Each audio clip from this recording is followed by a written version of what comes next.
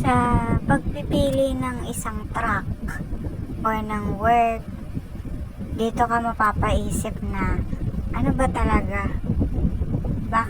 Bakit pa kailangan mag-aral? Bakit kailangan pa ng mga option kung ano ang magiging future job mo?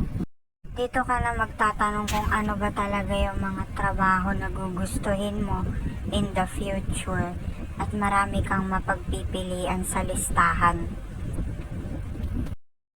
Pero if ever na meron kang mga nakuhang track dati, is hindi mo na siya napakinabangan ngayon.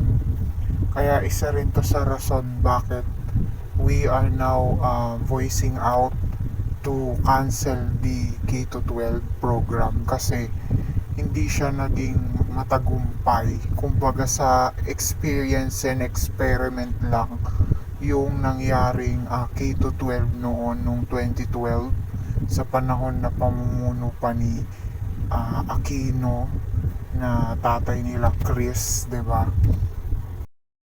Isa sa mga dahilan na yan kung bakit na rin kinakansela yan ng mga magulang and sa ating mga estudyante.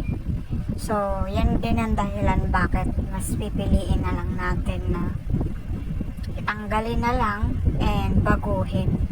Pati yung mga curriculum, baguhin yung subject, patibayin pero pabawasan, kasi yun nga, unang-una pa lang is maraming subject na hindi naman na kailangan na gamitin at hindi na kapaki-pakinabang.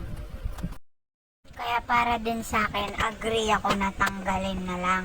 Kasi unang-una, kahit graduate ka dyan, kung ang application form at mga standard ng society bago ka maging employee, maging employed, is napakadaming requirements. Unang-una, bukod sa resume, sa mga form and document, hahanapin dyan kung college graduate ka. Kung hindi ka college or nag-college ka, marami kang pagpapasukan na napakadaming requirements. Kaya din useless yung 2 years na yun sa program of K-12, kasi hahanapin pa rin ng mga company at mga social na mga brand sa society, job, employment is yung mga college graduate.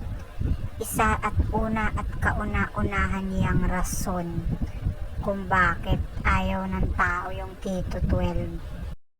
Alam naman natin na mahalaga yung education sa lahat. Pero ang hindi na dapat panatilihin yung 2 years na yan sa senior high school, kasi hindi na yan nakakatulong sa totoo lang.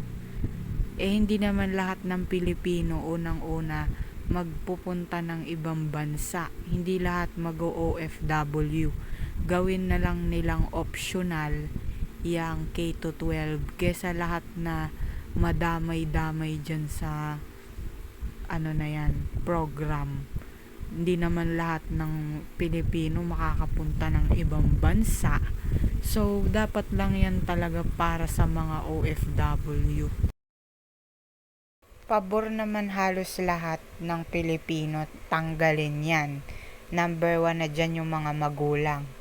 Gastos lang lalo, kasi 2 years gagastusin yung school supplies, uniform, yung ID, yung pants, tsaka yung mga babayaran sa mga meeting session, yung mga kailangan sa school, 'di ba? Baon nila, yung mga gamit.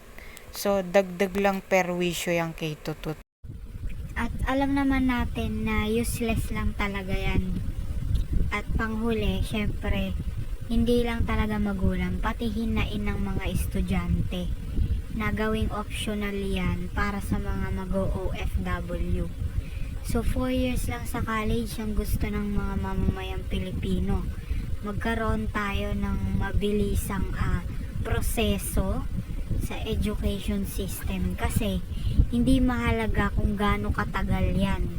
ang mahalaga dyan yung mga subject is maganda yung mga matuturo at matututunan natin. Hindi na dapat yan bibigyan ng mga matagal na proseso. Kailangan na pabilisin kasi para mas marami yung maging worker, marami yung mag-work, 'di ba? Kaya sa mga nagrereklamo na ipagpatuloy na lang yan, hindi na dapat kasi wala ring mapapala. Okay? Hindi naman lahat ng Pilipino gusto mag-ibang bansa. Hindi yan para sa lahat. It's optional. Ang huli lang talaga is hindi talaga yan makakatulong sa mahihirap. Hindi yan nakakatulong. Yung sinasabing K-12 program, hindi tayo sang-ayon dyan.